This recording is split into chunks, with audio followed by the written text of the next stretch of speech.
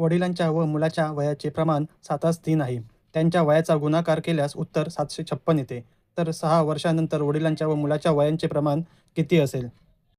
आपण वडिलांचे व मुलाचे आजचे वय 7x आणि 3x घेऊ. आपल्याला त्यांच्या वयांचा गुणाकार 756 दिलेला आहे. म्हणून 7x गुणिले 3x बरोबर 756.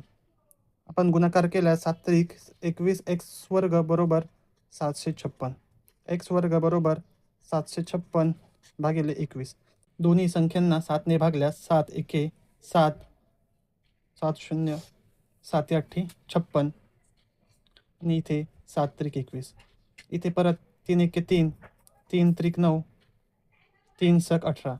म्हणून x वर्ग बरोबर 36 येईल. याचा वर्गमूळ घेतल्यास x ची किंमत आपल्याला 6 भेटेल. म्हणून वडिलांचे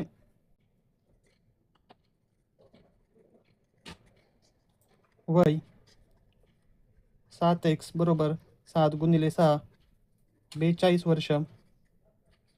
तर मुलाचे वय 3x 3 गुणिले 6 18 वर्ष असेल. आपल्याला त्यांच्या 6 वर्षानंतरच्या वयांचे प्रमाण काढायचे आहे. म्हणून वडिलांचे 6 वर्षानंतरचे वय अधिक मुलाचे 6 वर्षानंतरचे वय बरोबर 42 अधिक 6 48 आणि 18 अधिक 6 24. इथे 24ने 48ला भाग देतो. म्हणून 24 दुणे 48, 24 एके 24. म्हणून त्यांचे 6 वर्षानंतरच्या वयाचे गुणोत्तर 2:1 असेल. म्हणून आपले उत्तर C आहे.